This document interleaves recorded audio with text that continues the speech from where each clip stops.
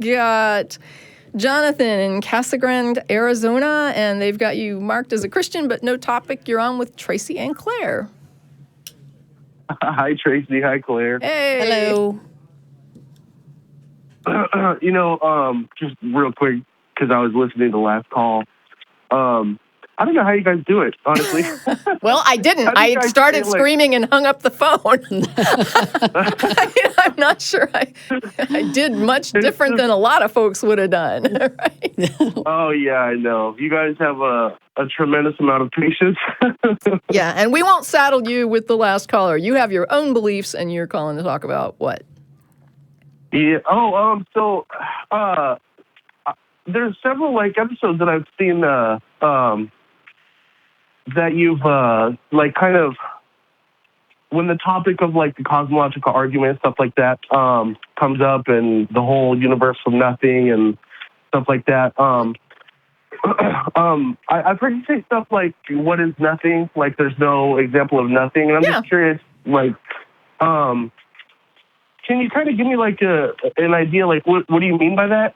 Yeah, to me, the way that nothing is used in that context is sort of illogical contradiction, right? So what happens to me is somebody says before all of this universe, there was nothing. And I don't know what that means because I don't know how nothing could be. Was means it was. What is a to be state? And I don't think that it could be because being is existence. So if something existed, how could it be nothing? Mm-hmm. And that hangs me up. Yeah. And it hangs me up too. But then what I think is if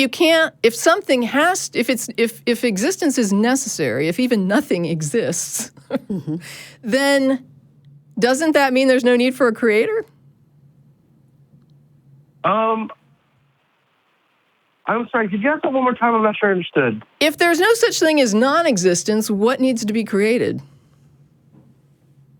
We already have existence, right? I mean, if existence is all that could ever be, then what would be being created?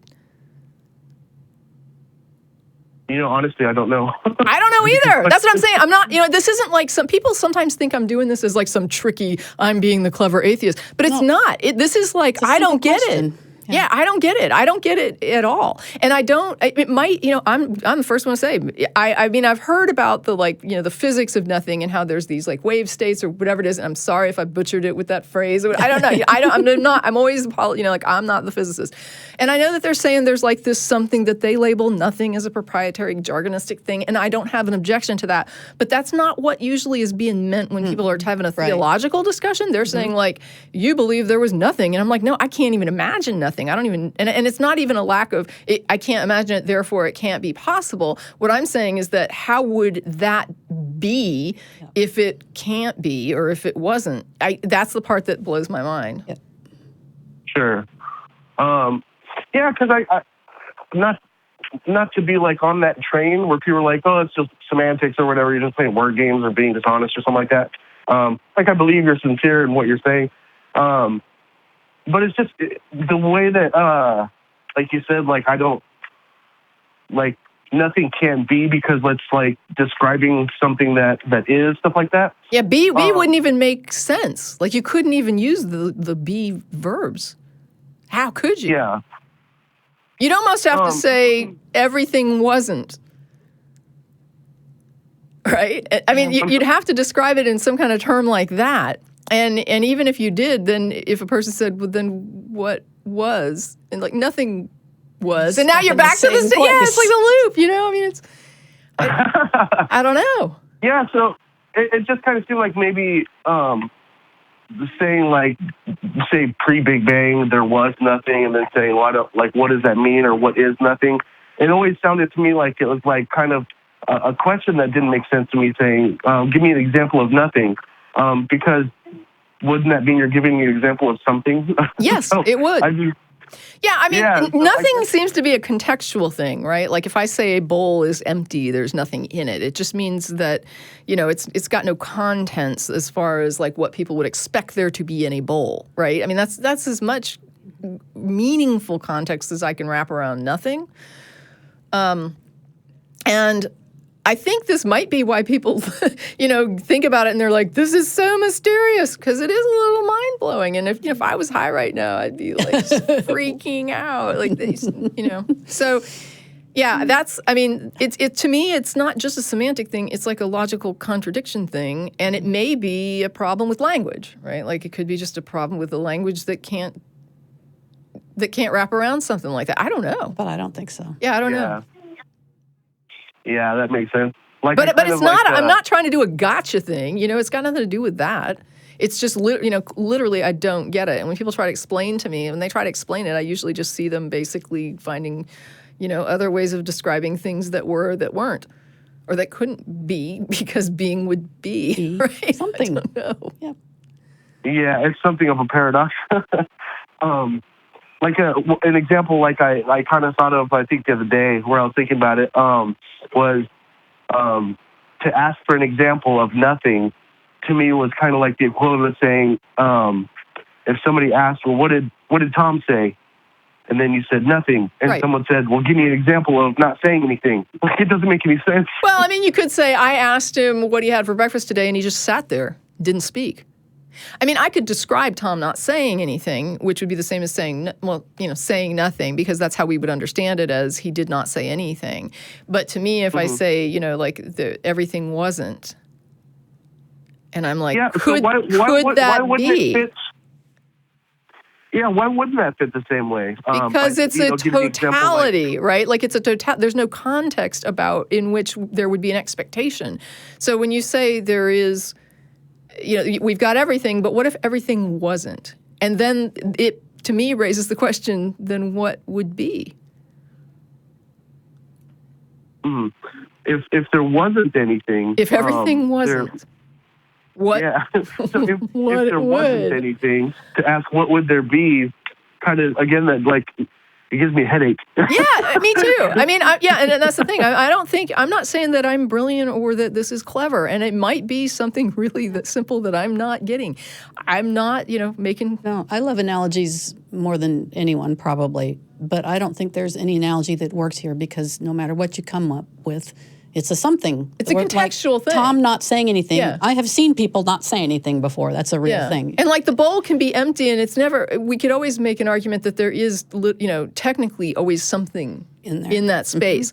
But it has to do with the meaning of it, right? Like, what we mean by it. Does it have apples? Does it have a screwdriver? Does it have, what's in the bowl? There's nothing in the bowl just means that it doesn't have contents in the sense of what people would expect. But that's not what we're saying when we say that there's no thing, right? No thing at all. And I don't know what to make of it. It's a little bit beyond my ken personally, and that's all I can say. And if that's a shortcoming of my ken's, I'm not saying that it couldn't be. Yeah, and honestly, like, if there is no God, and there was a point in, like, time, or that's hard to say, but if there was at some point nothing, that would be remarkable. And, like, I can't remember where I'd like to see that, nothing. Yeah. Awesome. I would like to see what the nothing looks like. I read a quote sometime where, sorry, I have a cold. That's all right. I read a quote sometime somewhere, I can't remember who it was, said that whether God exists or does not exist, they're equally amazing. And I was like, oh, that makes sense. I kind of agree with that. I think it's a deepidity, but... I think it's a deepity, too. Is it a deepity or a deepidity? I don't know. I call it a deepity. Anyway. It's just it's ridiculous. Well, I mean, was that it? Because we got a lot of calls lined up, or was there anything else? Was it just the nothing strangeness? One more thing real quick. Okay. No, just one thing real quick. The special pleading fallacy, that doesn't necessarily, like, even if something is a special pleading, like, fallacy, it doesn't necessarily mean that what the fallacy is representing is necessarily true, right? I don't even know what you just asked. So, to give an example of, like, someone saying, I believe that God is the cause of the universe. Well, what caused God? Well, nothing. He's timeless. Or uncaused. That would be special pleading, right? Yeah, if you're going to say that the universe has to have a cause because nothing can be uncaused, and then say the thing that caused it was uncaused, that would be a problem, yes. Okay. But it's like in that example, it's because it's a special pleading fallacy, it doesn't necessarily mean that it's not true, though, right? Well, no, it means that it's faulty in that the reason you're saying a creator is needed is because there can't be uncaused things. And then you're saying there's an uncaused thing that caused the things. And so what's happening is you're creating a need for a creator by saying that things can't be uncaused, and then you're plugging in something that's uncaused. So there's something wrong. The original claim is either wrong, because there are things that are uncaused, in which case you should say there are things that could be uncaused, and I think there is one that caused other things, such as this universe. Mm-hmm. It strikes me as being like a magic trick where they're like, see? But when you ask, I've got something up my sleeve. But when you ask, like, why do you think that a God there. created the universe? If your answer is because everything has to have a cause, then you have a problem. Or all things that begin to exist have to have a cause is kind of how they try to work around it. All things that begin to exist have a cause, and God never began to exist. And it's like, okay, well, then I got to figure out, did the universe always exist and it's just been changing? And it's just in this current incarnation, and we just don't know how to backtrack it to see what was before. I mean, I don't know. These are big physics questions. If there is no God, though, and the universe did have a beginning, at the Big Bang, Okay. Is it unreasonable? Is it unreasonable, given the evidence that we have for like cosmology and stuff like that? Is it unreasonable to believe that the universe must have had a cause? I think that in general, physicists would say that it does have a cause. This is kind of outside my range. Yeah. But I would say that generally the Big Bang is put forward as the cause, and usually there's a good essay. I don't know if it's still timely, but it was written by Stephen Hawking called what is it? The universe. It's about time in the universe, and I'm trying to think of what it was. Beginning of time, maybe. Let me just Google this real quickly. Yeah. If you've seen Neil deGrasse Tyson's Cosmos series, I can't remember which episode it's in, but he covers this quite brilliantly.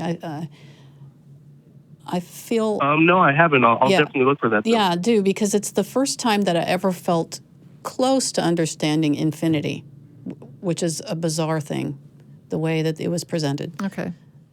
Here it is. It's called The Beginning of Time. It was written by Stephen Hawking, and it was written with lay people in mind. It was helpful to me, and the part that he talks about the beginnings of the universe, he basically just says that because there's not a capacity to look past Big Bang into the past, that you can't, you might as well just consider it a blank page, right? Like there's nothing there to consider. And until there is, it's a blank page, and then we have the start of our universe. So he's not really speculating in that lecture about what happened prior to the start of this universe. He's saying that because he has no good information about that time, there is no point to speculation. And so you might as well just talk about what you can talk about and leave the speculation to a time when we have more information, if that ever happens. Mm-hmm. That's a good way to look at it. I mean, I kind of am like, if I don't have information, let me go, worry about things I do have information about. Yeah. I mean, when you don't. Tracie, Yeah, good.